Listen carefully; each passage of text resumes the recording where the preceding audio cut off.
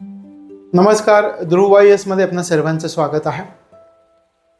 आपण दारिद्र्य आणि बेरोजगारी या प्रकरणाचा अभ्यास करत आहोत आणि हा पुढचा भाग. आणि या भागामध्ये आपण नियोजन आयोगाने नेमलेल्या समित्यांचा अभ्यास करणार आहोत. अतिशय महत्त्वाच्या समित्या. या समितीच्या परीक्षेच्या दृष्टिकोनातून विचार केला तर पूर्व आणि मुख्य परीक्षेला या समित्या परफेक्ट असणं गरजेचं आहे. आणि या समित्यांचा अभ्यास करताना आपल्याला त्यांची आकडेवारी सुद्धा महत्त्वाची ठरते, कारण त्याच्यावरती प्रश्न येऊन गेलेले आहेत. मग या 4 समित्या आपण अभ्यासणार आहोत. प्रत्येक समितीनं कोणकोणती आकडेवारी जाहीर केली, त्यावेळी NSSOचा कोणता राऊंड होता, हे सगळं आपण अभ्यासणार आहोत. सुरुवातीला नियोजन आयोगाने नेमलेल्या समित्या कोणत्या हे आपण पाहूया. नियोजन, मागच्या भागामध्ये आपण याबद्दल चर्चा केली होती. शेवटच्या टप्प्यात नियोजन आयोगाने नेमलेल्या समित्या आठवत आहे तुम्हाला? नियोजन आयोगाने नेमलेल्या समित्या कोणकोणत्या होत्या? 4 नावं पटकन लक्षात आली पाहिजेत आणि सोपी नावं आहेत आणि खूप महत्त्वाची अशी नावं आहेत. कोणकोणती नावं आहेत? अलग समिती, YK अलग, किंवा याला अलग ग गाजराचा वापरला तरी चालतं, आणि याच्यामध्ये ग दिलेला आहे आणि काही ठिकाणी घ दिलेला आहे, ते लक्षात ठेवायचं. YK अलग समिती. दुसरं आहे लकडावाला समिती, DT लकडावाला समिती, महत्वाची समिती. आणि यानंतरची येणारी सुरेश तेंडुलकर समिती, जिच्यावर जास्तीत जास्त प्रश्न या सुरेश तेंडुलकर समितीवरती विचारले गेलेले आहेत आतापर्यंत. सुरेश तेंडुलकर समिती. आणि चौथी आहे C रंगराजन समिती.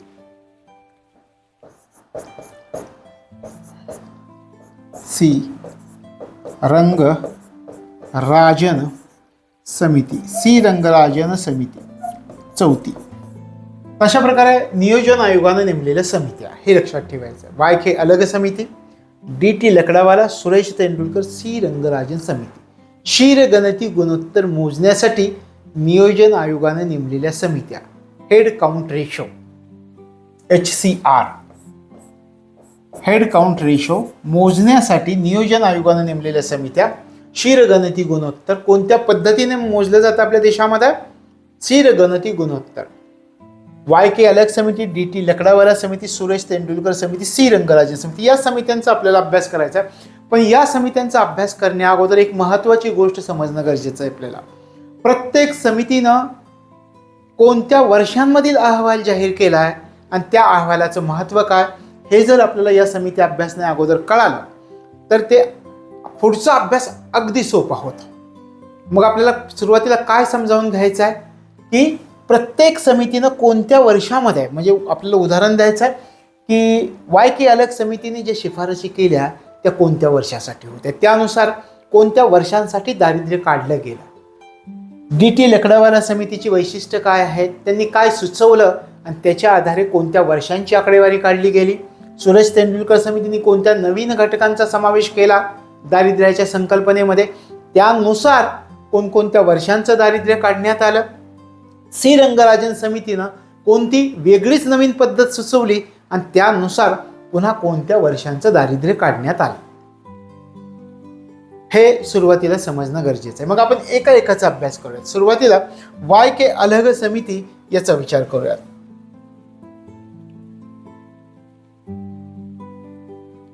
YK अलग समिती याचा आपण सुरुवातीला विचार करूया. आता YK अलग समिती आपल्या देशातील कोणत्या वर्षाच्या दारिद्र्य रेषेवरची जी आकडेवारी आहे ती आकडेवारी या समितीच्या शिफारशीनुसार काढण्यात आलेली आहे. म्हणजे ती संकल्पना आपली स्पष्टपणे क्लिअर होणार आहे. पहा, 1973-74ची जी आकडेवारी दिसते आपल्याला दारिद्र्य रेषेची, ती आकडेवारी YK अलग समितीच्या शिफारशीनुसार काढण्यात आलेली आहे. आणि ही आकडेवारी काढताना हे जे अलग कृती दल नेमण्यात आलेलं होतं, या अलग कृती दलानं NSSOच्या 28व्या मोजणीचा वापर केला होता. हे आकडेवारी काढताना या अलग कृती दलानं NSSO च्या 28व्या पाहणीचा वापर केला. राऊंड असतात NSSOचे. दारिद्र्य रेषेसाठी वेगवेगळे राऊंड घेतले जातात NSSO मार्फत. मग कोणत्या राऊंडचा वापर, कोणत्या पाहणीचा वापर अलग कृती दलाने 1973-74 मध्ये दारिद्र्य काढण्यासाठी घेतला होता? तर NSSOच्या 28व्या पाहणीचा वापर केला होता. लक्षात आलं? काय समजलं तुम्हाला याच्यामधून? अलग कृती दल होता, नियोजन आयोगाने नेमलेली समिती. या समितीने कधीचं दारिद्र्य काढलं? 1973-74चं दारिद्र्य काढलं. हे दारिद्र्य काढताना NSSOच्या कितव्या पाहणीचा वापर केला? 28व्या पाहणीचा, 28व्या मोजणीचा वापर केला. हे लक्षात ठेवायचं आहे. अलग कृती दल लक्षात झालं. फक्त या वर्षीचं दारिद्र्य काढलेलं आपल्याला दिसून येतं अलग कृती दलामार्फत. आता आपण पुढच्या समितीचं एक वैशिष्ट्य पाहूयात. पुढची समिती कुठली म्हटलं होतं आपण? लकडावाला समिती, DT लकडावाला समिती.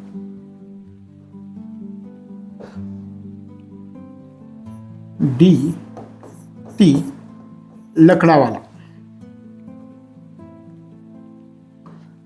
DT लकडावाला समिती.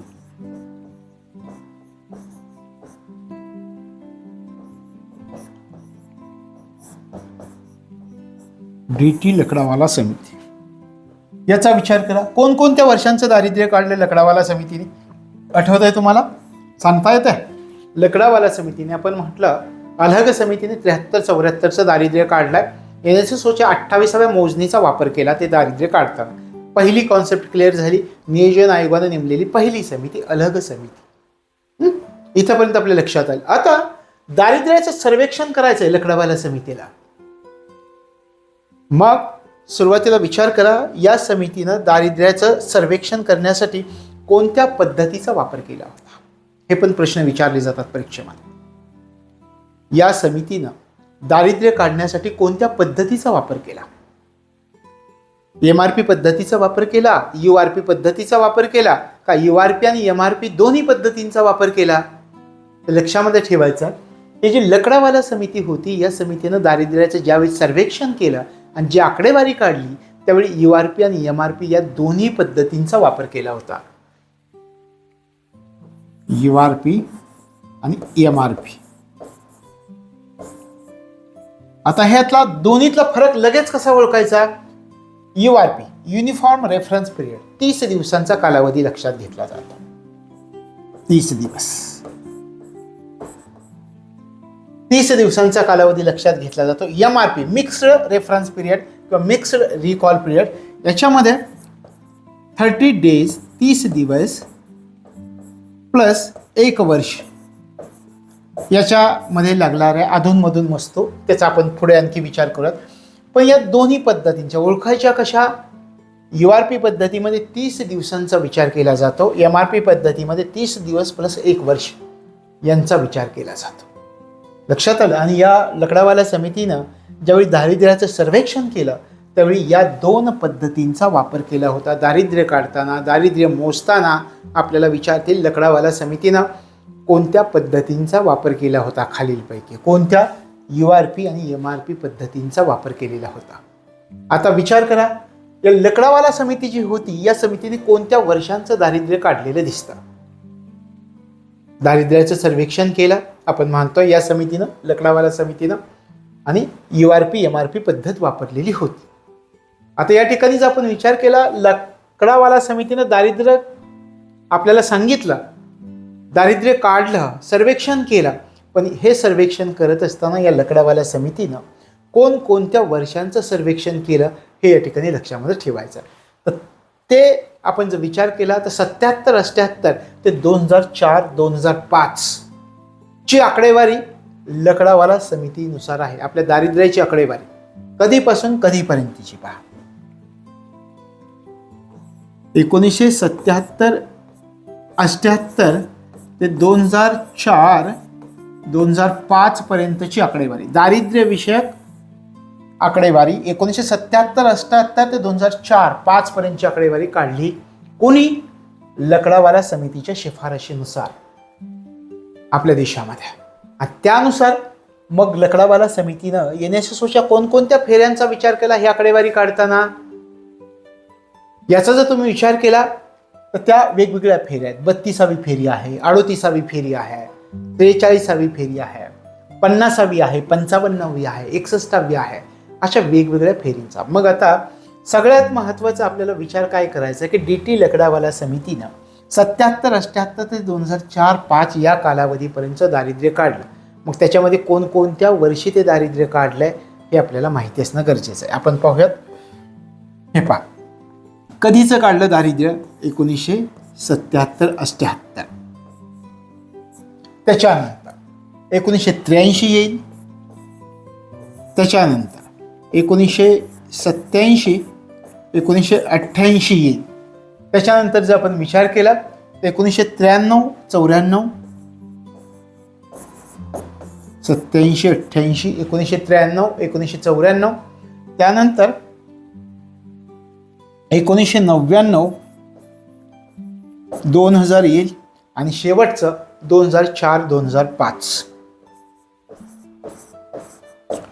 या वर्षांचं दारिद्र्य या लकडावाला समितीनं काढलेलं आहे. आणि मग आपल्याला फेऱ्या लक्षात घ्याव्या लागतात. इथे येते 32वी फेरी, इथं येते 38वी फेरी. की NSSOच्या कोणत्या फेऱ्यांचा वापर केला दारिद्र्य काढताना ते आपल्याला लक्षामध्ये ठेवावं लागतं. इथे येते 43वी फेरी, इथे येईल 50वी फेरी, इथे येईल 55वी फेरी आणि 4-5चा जर आपण विचार केला तर ती येते 61वी फेरी. अशा प्रकारे लकडावाला समितीनं, आता पहा काय लक्षात ठेवायचं लकडावाला समितीचं. मी तुम्हाला प्रश्न विचारतो, लकडावाला समितीने कोणत्या पद्धतीनं दारिद्र्य काढलं? तुमच्या लक्षात आलं URP आणि MRP या दोन्ही पद्धतीनं लकडावाला समितीने दारिद्र्य काढलंय. लकडावाला समितीने दारिद्र्य काढलं. कोणत्या कालावधीचं दारिद्र्य आपल्याला पाहायला मिळतं लकडावाला समितीचं? 77, 88 ते 2004-05. म्हणजे आता कधी कधीचं पहा, 77, 88ची आकडेवारी लकडावाला समितीच्या शिफारशीनुसार आहे.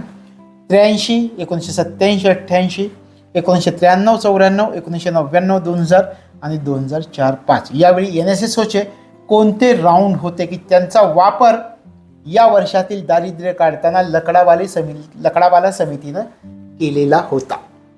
तर या NSSOच्या फेरींचा वापर ह्या वर्षांचं दारिद्र्य काढताना लकडावाला समितीनं केलेला होता. स्पष्ट क्लिअर झाली कॉन्सेप्ट? अशा प्रकारे सुरुवातीला आपण काय उल्लेख केला होता पहा, सोपं होतं. एकाच वर्षाचं काढलं 73, 74चं आणि 28वी पाहणी याचा वापर केला होता अलग समितीने. मग तुम्हाला सांगता येतं 73, 74चं दारिद्र्य कोणानुसार आहे? YK अलग समितीनुसार. त्यानंतर या ठिकाणी आपण विचार केला लकडावाला समितीनं दोन पद्धतीनं दारिद्र्याची आकडेवारी काढली, URP, MRP पद्धतीनं, आणि या वर्षाचं दारिद्र्य मोजलंय 77, 88 ते 2004-05. आता तेंडुलकर समितीचा विचार करूया.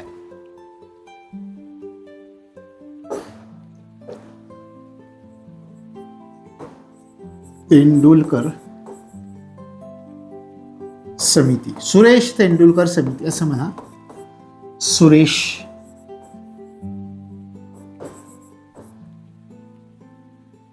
सुरेश तेंडुलकर समिती याचा आपण विचार करूयात.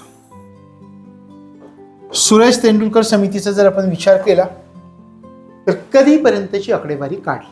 पुन्हा एकदा तोच प्रश्न. 2004-05 ते 2011-12ची आकडेवारी तेंडुलकर समितीनं काढली. 2004-05 ते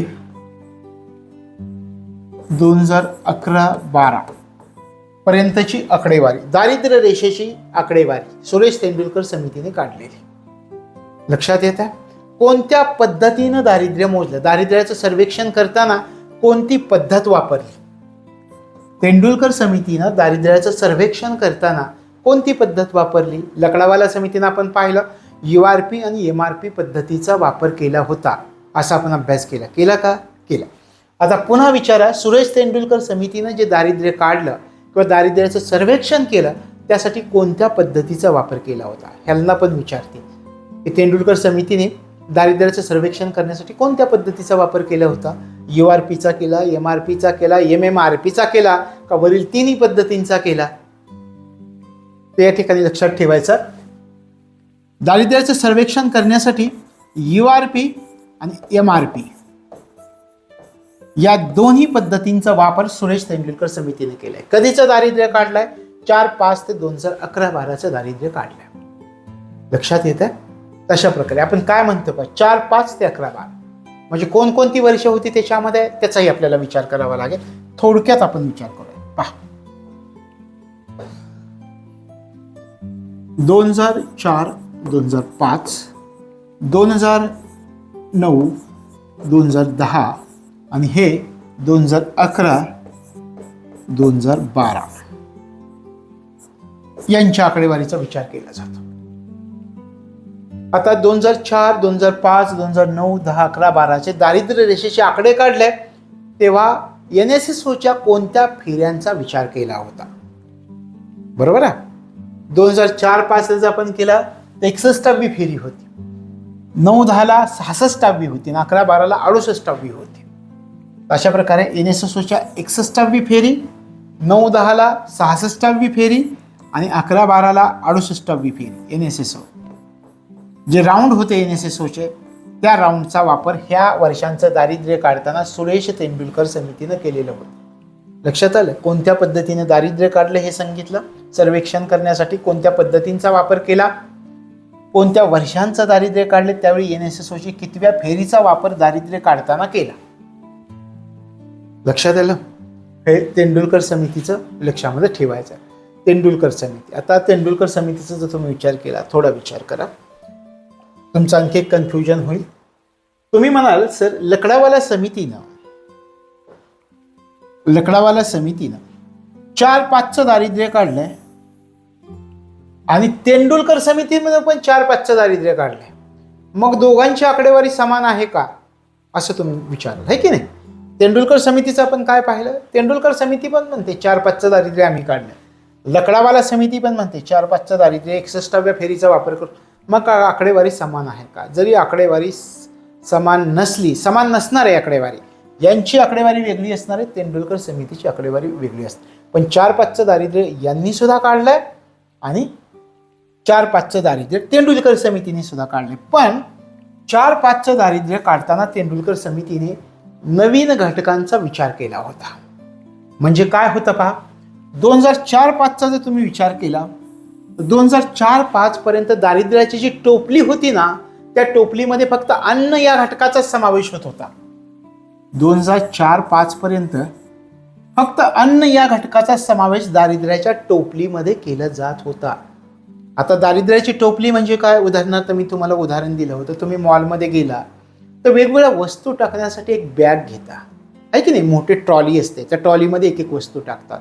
या दारिद्र्याच्या टोपलीमध्ये किमान जीवनावश्यक गरजा पूर्ण करण्यासाठी अत्यावश्यक ज्या गोष्टी आहेत त्या गोष्टींचा समावेश केला जातो. त्याला म्हणायचं दारिद्र्याची टोपली. लक्षात आलं? ठीक. दारिद्र्याची टोपली मी तुम्हाला म्हटलं की अगोदर काय होत होतं, 2004-5 पर्यंत दारिद्र्याच्या टोपलीमध्ये अन्नाचा समावेश होत होता. तेंडुलकर समिती म्हटली अरे कुठे आहे तुम्ही, जग कुठे चाललंय, फक्त अन्नाचा नाही समावेश करता येणार, अरे लोकांचं शिक्षण आणि आरोग्याचा विचार करा. आणि मग 2004-5 पासून शिक्षण आणि आरोग्य या घटकांचा समावेश झाला. ते घटक धरून दारिद्र्य काढलं, त्यावेळी ह्यांचे दारिद्र्याचे आकडे जास्त दिसतील तुम्हाला. लक्षात आलं? 2004-5 पर्यंत अन्न या घटकाचा समावेश होता आणि तेंडुलकर समितीनं अन्नाबरोबरच शिक्षण आणि आरोग्य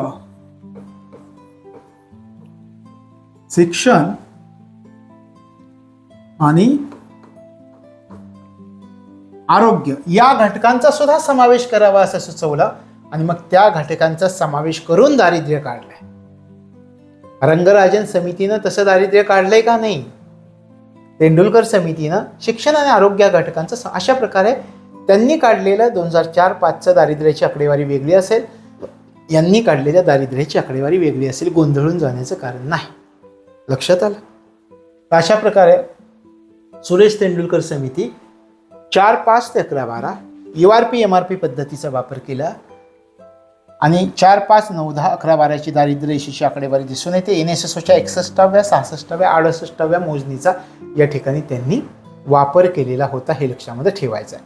आता विचार करू शेवटची समिती आपली रंगराजन समिती. हे अगोदर सांगतो मी तुम्हाला थोडंसं माहिती, की जेणेकरून पुढं त्या समित्या पाहताना तुम्हाला ही आकडेवारी जरी एकाच 4-5ची आकडेवारी 3-3 समित्यांनी दिलेली असली तरी तुमच्या लक्षात येईल की नाही बाबा, रंगराजन समितीने अन्न हा घटकच विचारात घेतला होता. तेंडुलकर समितीने अन्न या घटकाबरोबर शिक्षण आणि आरोग्य हे घटक धरून दारिद्र्याची आकडेवारी काढली आणि रंगराजन समितीने तर त्या शिक्षण आरोग्याच्या पुढे जाऊन आणखी घटक समावेश केले आणि दारिद्र्य काढलेलं आहे, असं तुमच्या लक्षात येईल. लक्षात आलं? म्हणून हे घटक सुरुवातीला समजणं गरजेचं आहे की कोणत्या समितीने कोणत्या वर्षांचं दारिद्र्य काढलं आणि ते दारिद्र्य काढताना नेमका काय फरक होता हे लक्षात घ्यायचं आहे. रंगराजन समितीने पुन्हा एकदा माझा तोच प्रश्न आहे, कोणत्या वर्षांचं दारिद्र्य काढलं? रंगराजन समिती, सी रंगराजन समिती, सी रंगराजन समिती कोणत्या वर्षांचं दारिद्र्य काढलं?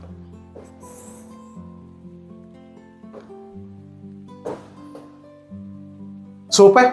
9, 10, 11, 12 2009, 2010, 2011, 2012 या 2 वर्षांचं दारिद्र्य रंगराजन समितीने केलं. आता विचार करा, पहिल्यांदा मी तुम्हाला सांगितलं अलग समिती होती, ठीक आहे. अलग समितीनंतर कुठली आली? लकडावाला समिती. लकडावाला समितीने दारिद्र्य काढताना दारिद्र्याच्या टोपलीमध्ये अन्न या घटकाचाच फक्त समावेश केला आणि 2004-5 पर्यंत अन्न या घटकाचा समावेश होता.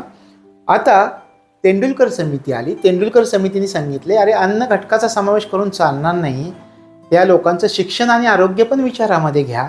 तेंडुलकर समितीच्या शिफारशीनुसार मग अन्न, शिक्षण, आरोग्य या घटकांना धरून दारिद्र्य काढलं. आता आली रंगराजन समिती. रंगराजन समिती म्हणते बाबांनो, अन्न आणि घटक एवढेच विचारात घेऊन चालणार नाही, आणखी काही घटक विचारात घ्यावे लागतील. त्यांनी सांगितलं 4 महत्त्वाचे घटक असले पाहिजेत. कोणते असले पाहिजेत हे पण सांगितलं. रंगराजन समिती म्हणते शिक्षण, कपडे, निवारा आणि वाहन खर्च हे 4 महत्त्वाचे घटक असले पाहिजे.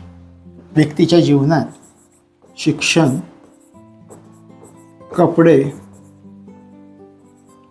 निवारा, वाहन खर्च या 4 घटकांचा समावेश केला पाहिजे, रंगराजन समिती सांगते. आणि याला म्हटलं जातं MMRP पद्धत. या MMRP पद्धतीचा वापर दारिद्र्य काढताना रंगराजन समितीने केला. आता पहा, लकडावाला समितीनं MRP URP पद्धतीचा वापर केला. तेंडुलकर समितीनं URP MRP पद्धतीचाच वापर केला. आता मात्र या ठिकाणी रंगराजन समितीनं त्या MRP, URP आणि MMRP या 3ही पद्धतींचा वापर केला. लक्षात आलं? काय समित्या होत्या हे अगोदर तुमच्या लक्षात येणं गरजेचं आहे. कोणत्या वर्षांचं दारिद्र्य काढलं हे लक्षात येणं गरजेचं आहे. आता आठवेल का पहा, अलग समिती 73-74चं दारिद्र्य काढलंय.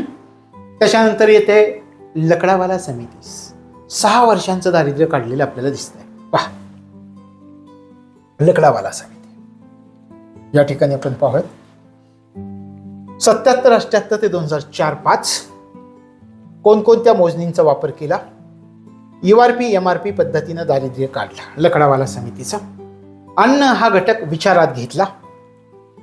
अन्न हा घटक विचारात घेतला. तेंडुलकर समिती येते. तेंडुलकर समितीनं 4, 5, 11, 12 3 वर्षांचं आपल्याला दारिद्र्य दिसतं. त्यांच्या पद्धतीनुसार काढलंय. यांनी नुसता अन्न घटक विचारात नाही घेतला, शिक्षण, आरोग्य हे घटक विचारात घेऊन दारिद्र्य काढलं. आणि दारिद्र्य कोणत्या पद्धतीने काढलं? URP MRP पद्धतीने काढलं. सुरुवातीला हे लक्षात ठेवा. त्याच्यानंतर येते रंगराजन समिती. 2009, 10, 11, 12ची आकडेवारी जी आपल्याला दिसते ती रंगराजन समितीच्या निष्कर्षानुसार दिसते, पद्धतीनुसार दिसते. यांनी सांगितलं की 4 महत्त्वाचे घटक असणं गरजेचं आहे. आणि ते घटक त्यांनी सुचवले. कोणते? शिक्षण, कपडे, निवारा, वाहन खर्च. दारिद्र्याचं सर्वेक्षण करण्यासाठी यांनी कोणकोणत्या पद्धतींचा वापर केला पहा. पूर्वी URP MRP पद्धत वापरली जात होते. आता रंगराजन समिती दारिद्र्य काढताना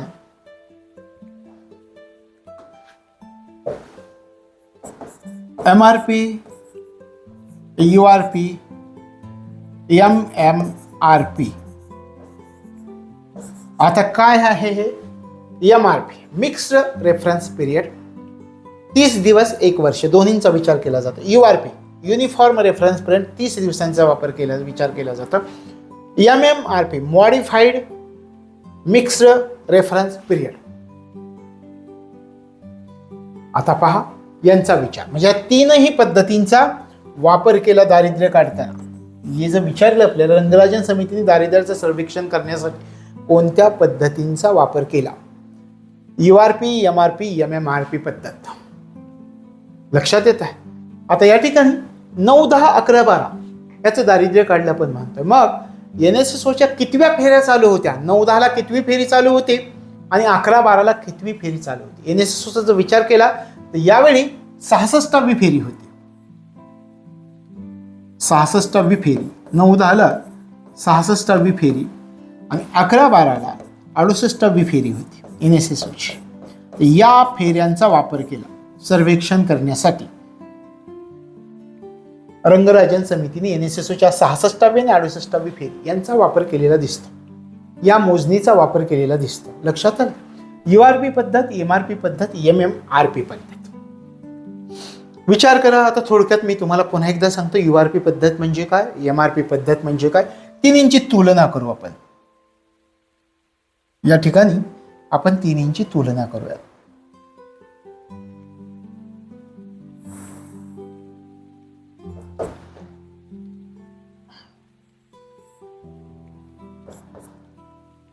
सुरुवातीला आपण घेऊयात URP पद्धत. URP, दुसरी MRP आणि MMRP पद्धत.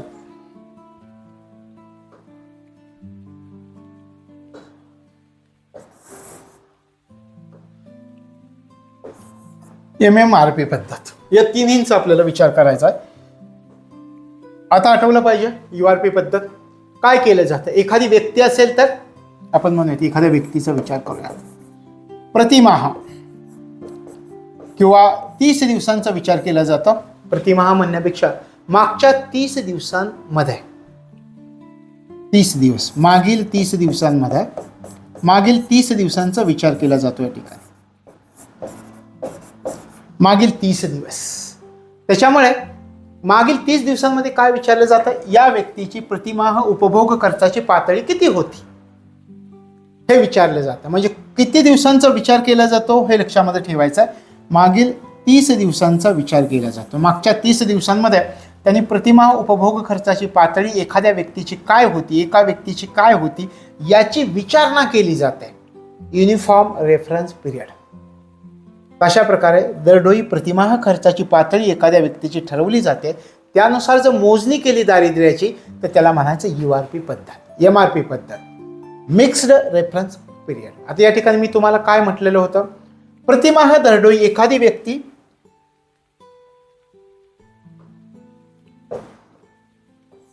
प्रतिमाह ह्याच्यात 30 दिवसांचा विचार केला जाईल. प्रतिमाह दरडोई खर्च प्लस प्रतिमाह दरडोई खर्च प्लस 1 वर्षामध्ये अधूनमधून लागणाऱ्या 5 वस्तूंचा आपण या ठिकाणी पाहूयात. वर्षभरामधून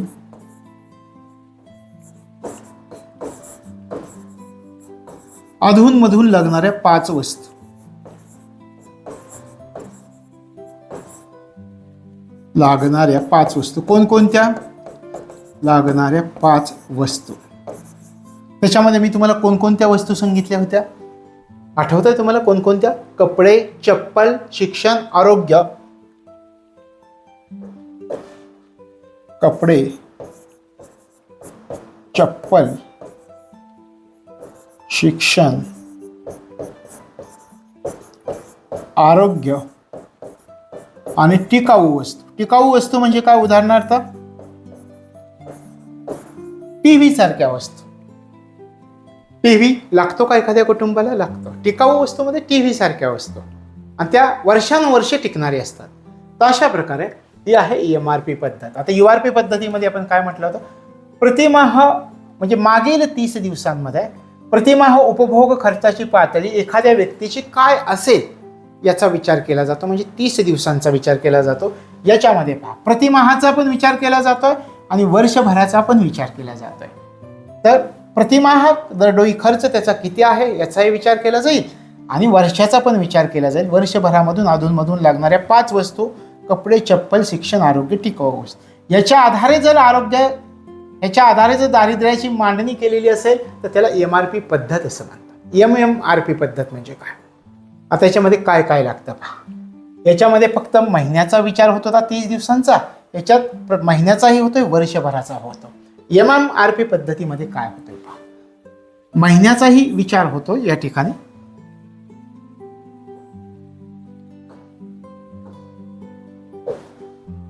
कशाचा विचार होतो? महिन्याचाही विचार होतो, प्रतिमाह प्लस वर्षाचा पण विचार होतो. हे जे आपण म्हटलं वर्षभरामध्ये अधूनमधून लागणाऱ्या वस्तू. महिन्याचा विचार होतो, वर्षाचा पण विचार होतो. वर्षभरामधून लागणाऱ्या जे आपण 5 वस्तू म्हटलं होतं, या 5 वस्तूंचा पण विचार MMRP पद्धतीमध्ये होईल, म्हणून त्याला मॉडिफाईड असं म्हणतात. शिवाय आठवड्यामध्ये 7 दिवसात लागणाऱ्या वस्तूंचा पण विचार होतो, प्लस आठवड्यातील 7 दिवस. आठवड्यातील 7 दिवस याच्यामध्ये लागणाऱ्या वस्तू कोणकोणत्या आठवड्यातील 7 दिवसांमध्ये आहे? काही लोक पहा, आपल्या शेजारीच नाही किंवा आपल्या घरातलं उदाहरण घ्या. आठवड्यातल्या 7 दिवसामध्ये आपण बाजार आणतो का? बाजाराला जावंच लागतं. भाज्या, फळे, पान, तंबाखू खाणारी लोक असतील तर त्यांचा आठवड्याचा खर्च लक्षामध्ये धरावा लागेल. आपल्या भाज्यांमध्ये जे मसाले टाकले जातात ते मसाल्यांचा सुद्धा याच्यामध्ये समावेश. म्हणजे थोडक्यात आठवड्यामध्ये रोजच्या जीवनामध्ये लागणाऱ्या आपल्याला वस्तू असतील, तेल, अंडी असेल, आपण मांस आणतो वेगवेगळ्या कोंबडीचं किंवा बकऱ्याचं, ते मांस असेल, किंवा मासे आणतात काही लोक. वेगवेगळ्या बाजारामध्ये जाऊन आपण दर आठवड्याच्या बाजारामध्ये भाज्या आणतो, फळं आणतो. शिवाय पान, तंबाखू यासारख्या ज्या वस्तू आहेत त्या आठवड्यातील 7 दिवसांमध्ये या सगळ्याचा खर्च MMRP पद्धतीमध्ये पाहिला जातो, विचारामध्ये घेतले जातात. म्हणजे MMRP पद्धत म्हणजे काय? तर या ठिकाणी आपल्याला काय लक्षामध्ये ठेवावं लागतं पहा. 30 दिवस, 365 दिवस आणि 7 दिवस. 7 दिवस हे लक्षामध्ये घ्यावं लागतं. लक्षात आलं? तिन्ही क्लिअर झाल्या कॉन्सेप्ट. URP पद्धत मागच्या 30 दिवसांमध्ये एखाद्या व्यक्तीनं किती खर्च केलाय, प्रतिमाह उपभोग खर्च किती झालाय याची विचारणा केली जाते, रेफरन्स घेतला जातो URP पद्धत. त्यानुसार जर दारिद्र्य काढलं तर URP पद्धत. प्रतिमाह दरडोई खर्च म्हणजे 30 दिवस आणि 365 दिवस. 30 आणि 365 वर्षभरामधून अधूनमधून लागणाऱ्या 5 वस्तू, कपडे, चप्पल, शिक्षण, आरोग्य, टिकाऊ वस्तू. मी तुम्हाला म्हटलं टीव्ही, टिकाऊ वस्तू. तर अशा प्रकारे वस्तूंचा विचार केला जाईल. अशा पद्धतीनं दारिद्र्य काढलं. MRP पद्धतीनं दारिद्र्य काढलं असं म्हणतात. MMRP पद्धतीनं दारिद्र्य काढलं. प्रतिमाह दरडोई खर्चाचा विचार होईल. वर्षभरातून अधूनमधून लागणाऱ्या 5 वस्तूंचा विचार होईल.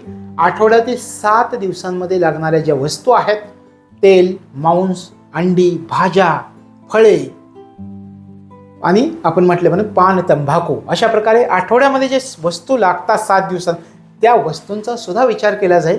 त्यावेळी MMRP पद्धत. तर या रंगराजन समितीनं URP, MRP आणि MMRP पद्धत या पद्धतींचा वापर केलेला आपल्याला दिसतो. लक्षात येत आहे? या समित्या मी ज्या सुरुवातीला आपण माहिती पाहिली की काय त्याच्यामध्ये असणार आहे, तर ही आकडेवारी असणारी रंगराजन समिती 9-10 66वी फेरी NSSOची, 11-12 68वी फेरीचा वापर केला. 11-12चं दारिद्र्य काढलं. कोणत्या पद्धतीनं दारिद्र्य काढलं? MRP, URP, MMRP पद्धतीचा वापर केला. 4 वस्तूंमध्ये कुठल्या? शिक्षण, कपडे, निवारा, वाहन खर्च यांचा सुद्धा समावेश केलेला दिसतो. लक्षात येत आहे? तशा प्रकारे या ठिकाणी या 4 समित्यांची वैशिष्ट्य आहे. आणि त्या 4 समित्यांची वैशिष्ट्य आपल्याला विचारामध्ये घ्यावी लागतात. मग आपण आता एक एक समिती पाहायला सुरुवात करूयात. या ठिकाणी सुरुवात करताना एकदा नजर टाका.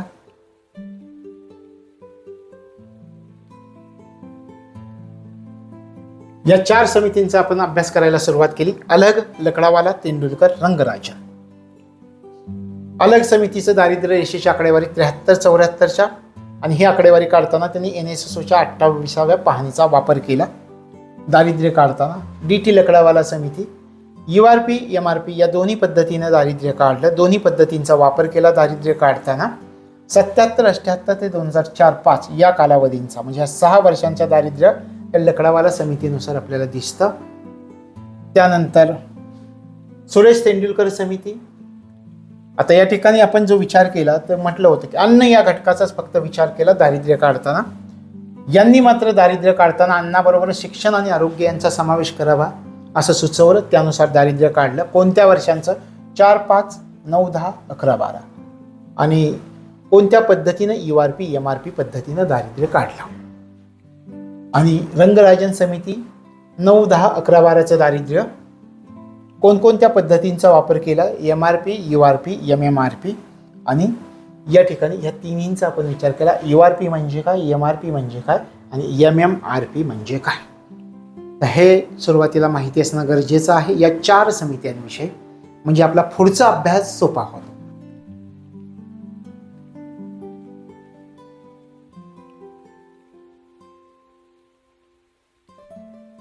तर अशा प्रकारे या 4 समित्यांचा अभ्यास आपण केला. आणि या 4 समित्यांचा अभ्यास करताना या समित्यांनी कोणत्या वर्षामध्ये आपलं दारिद्र्य जाहीर केलं, कोणत्या पद्धतीनं जाहीर केलं याचा आपण विचार केला. तर या समित्या महत्त्वाच्या ठरतात. YK अलह समिती, DT लकडावाला समिती, सुरेश तेंडुलकर समिती आणि C रंगराजन समिती.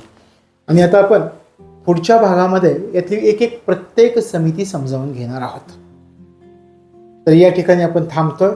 भेटूयात पुढच्या भागामध्ये. तोपर्यंत तुम्हाला तुमच्या अभ्यासासाठी मनापासून शुभेच्छा.